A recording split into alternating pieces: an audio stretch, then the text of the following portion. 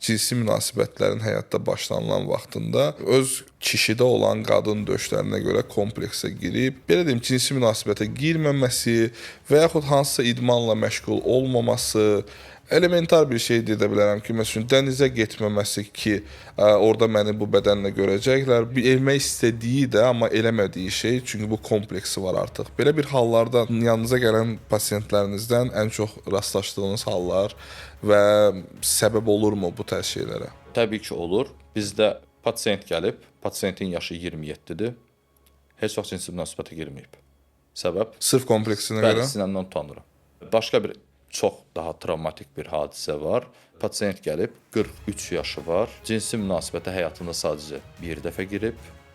Onda da cinsi münasibət girdiyi buna qayıdır, deyir ki, səndəki məndən böyükdür.